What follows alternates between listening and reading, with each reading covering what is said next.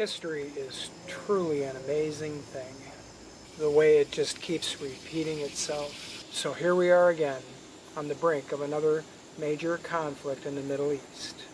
This time, Syria. In spite of the lack of a United Nations resolution, support from our allies, or congressional approval, our president seems hell-bent on taking action against the Assad regime. And for what? In retaliation for chemical weapons attacks against the rebel forces waging civil war against the totalitarian regime. There is no doubt who is responsible for this heinous use of chemical weapons in Syria. The Syrian regime. Does any of this sound familiar? Remember the Kurds in northern Iraq? Isn't that pretty much what happened there? And leading up to the Iraq invasion of 2003, there was a UN resolution. Remember how the UN inspectors were turned out of Iraq? And we did have support from our allies. Remember how there was a coalition of forces in concert with the military action? And there was congressional support. Remember? We know that he has chemical and biological weapons today. There's no question that Iraq poses biological and chemical weapons. That's not in doubt. We know that he has stored away secret supplies of biological weapons and chemical weapons throughout his country. There is no doubt that Saddam Hussein's regime is a serious danger, that he is a tyrant, and that his pursuit of lethal weapons of mass destruction cannot be tolerated. A war criminal who used chemical weapons against another nation, and of course, as we know, against his own people, the Kurds. That Saddam Hussein has worked to rebuild his chemical and biological weapons stock. Saddam Hussein will continue to increase his capacity to wage biological and chemical warfare.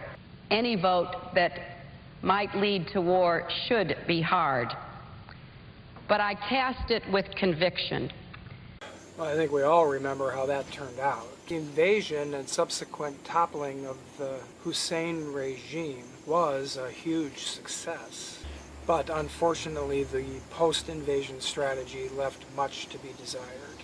It seemed like we were driving on the momentum of the nationalistic wave that followed the 9/11 attack. And that was about due for a burnout. As the dust was settling, the outrage from the left began to increase. The absence of weapons of mass destruction became the battle cry. Looking at all this in context, I wondered what happened to Saddam's chemical weapons. We knew he had them. He used them on his own people. And if he didn't have them, why did he give the UN weapons inspectors such a hard time in the months leading up to the invasion? Just what was he up to? Oh, the things that we choose to forget. But I remember. I remember a couple of years after the invasion, after the insurgents had flooded into that black hole of what was left in Iraq, turning it into that bloody trauma that it came to be. There was a story that emerged about Saddam and his connection with Syria, and then it quickly died away. In light of the recent events in Syria, I did some digging, and I found some evidence. The New York Sun, January 26, 2006, by Ira Stoll, staff reporter. Headline: Iraq's WMD secreted in Syria, Saddam says. A reading from the article. The man who served as the #2 official in Saddam Hussein's Air Force says Iraq moved weapons of mass destruction into Syria before the war by loading the weapons into civilian aircraft in which the passenger seats were removed. The Iraqi general, Georges Sadat, makes the charges in a new book, Saddam's Secrets. He detailed the transfers in an interview with the New York Sun. Quote, "There are weapons of mass destruction gone out from Iraq to Syria, and they must be found and returned to safe hands," Mr. Sadat said. "I am confident they were taken over." Mr. Sadat, 65, told The Sun that the pilots of the 2 airliners that transported the weapons of mass destruction to Syria from Iraq approached him in the middle of 2004, after Saddam was captured by American troops.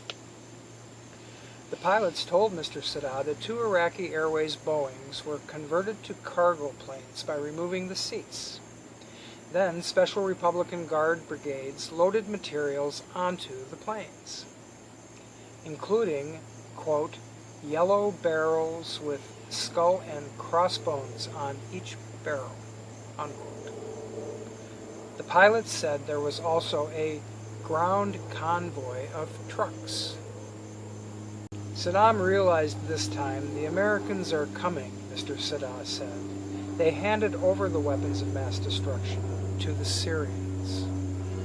By this time the tide had turned, and the victory in Iraq had morphed into a pretty ugly mess. Insurgents poured into the void and brought the war on terror against the U.S. to a new battlefield. The inability to produce the weapons of mass destruction fueled the flames of dissent from the left. The bumper sticker mantra of Bush lied, people died. It became the fervor of the week. The anti-W sentiment in the media just didn't make room for news like this. But facts are stubborn things. Now we know what happened to those chemical weapons, the ones that everyone knew were there before, but then were not. And they're back to haunt us again. And we just may go to war over them again. So why didn't George Bush use his bully pulpit to tout these facts and exonerate himself? The president has to make a tough call, Brian. I know you're trying to subtly rope me into the issues of the day. I refuse to be roped in. I understand, but I'm not even subtly roping. I just wanted your unique perspective at the leadership level, which very few people get behind those closed doors. Putting our military into harm's way is the toughest decision a president will make. Maybe it's because he knows that the truth does not need to be defended. It stands all by itself.